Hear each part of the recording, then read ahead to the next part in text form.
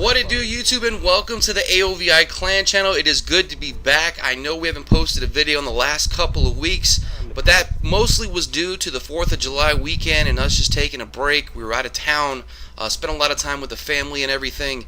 Really nice 4th of July weekend for us. I hope it was a nice 4th of July weekend for you guys as well out there. But we're finally able to go ahead and get back on the grind of Call of Duty and life in general. So we're going to start throwing more videos up. I know I promised you guys a stats video and everything. I'll probably be doing that this week coming up. As you can see here, I got some gameplay footage, not from Valid Shots, not from Gemini, but this is from U1z PR Chaos, the clan leader. We were lucky enough to score some footage from him. The gameplay is nothing too great. It's just a 27-3 run. Kill confirmed. It's just a really fun game to watch. He gets a Maniac and goes absolutely ballistic on these guys.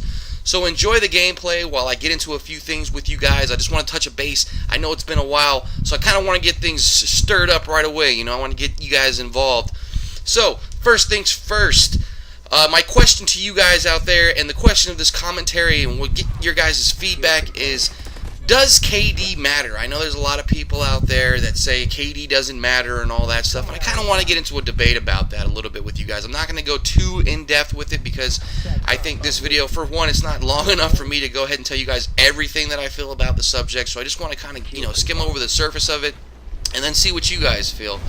So for the most part, when people say, oh, KD doesn't matter and stuff like that, I think in some cases that holds true, especially when it comes to like the competitive scene, MLG scene and stuff like that.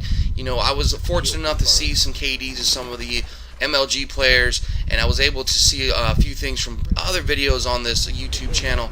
But from what I realized, a lot of the pros and stuff, they're around 1.0s and even lower. But, they're different because they only play each other pretty much. They scrim each other. They don't play online. They don't play pubs that much. They do a lot of practicing and stuff amongst each other. And that kind of makes sense that you would be a 1.0, which obviously if you play Call of Duty knows that you break even with kills and deaths because you're going to do a lot of killing and dying, killing and dying, killing and dying and stuff like that when you have the competitive scene around you. But when you come down to pubs and stuff like that and you start saying, oh, KD doesn't matter, I get the point that people say that with the most... in most cases, they say that because they think, oh, well, I can win. Well, that's true, I think anybody can win on any given Sunday. It just really, I hate to keep making the analogy towards sports and stuff like that, but just because you have a team of full 2.0s or something like that doesn't mean that they will always win against a less superior team with, less superior KDs and stuff like that, because those guys can turn it up for one game and surprise the hell out of the 2.0s. It's just like when you watch a professional sports team, like the Miami Heat, before, of course, if they do break up or anything like that, but in their prime, or the San Antonio Spurs, and they go and they play, like the Milwaukee Bucks or something like that, and they lose a game to them, and the Milwaukee Bucks, some guy drops 30 or 40 points, and they have the game of their life, and they win the game for that night. And that does happen, sometimes people really step it up when they need to, they hit all the right notes, they're in all the right places at the right time, and they end up winning the game. So that does happen. And, that doesn't mean they're better than you. That doesn't mean in the long run that's a better team or a better players than you or anything like that. It just means they had a good game. Obviously, if you were to play a best out of 7 series or something like that, they probably would end up losing.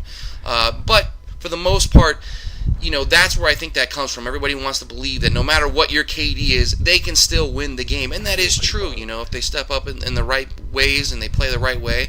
And again, if they're in the right area at the right time, then, they can win. Check this out real quick before I continue with this. And I know, again, it's going to be short. Check this out right here. This is a great dirt move I was able to catch here on Chaos's video. That guy throws a grenade, right? And it lands in front of him, blows him up. That, again, in slow motion.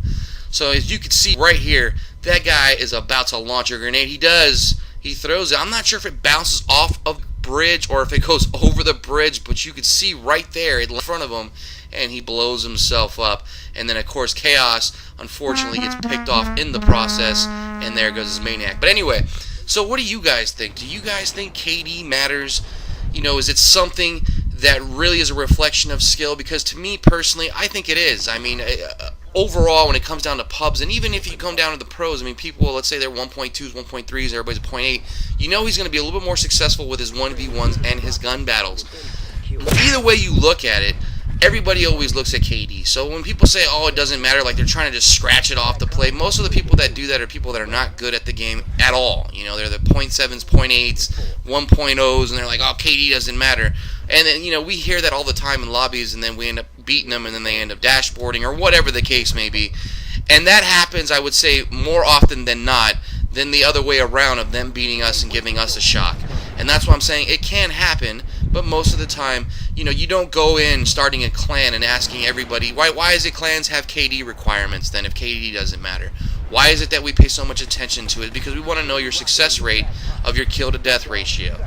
So, you know, obviously it does matter. There is a part of it that does give us a reflection of whether or not you're going to be a threat, whether or not you're going to be a good player. And I've seen it, like I said in my last video when I did the unintentional experiment, when I played with my friend's account who had about a .9 KD, the way people played differently when I was in the lobby than if I was using my account, which I'm now around a 2.2, and you know, people think, okay, this guy's going to be a threat, he's a good player, and then those players will end up coming in and saying, oh, the KD doesn't matter.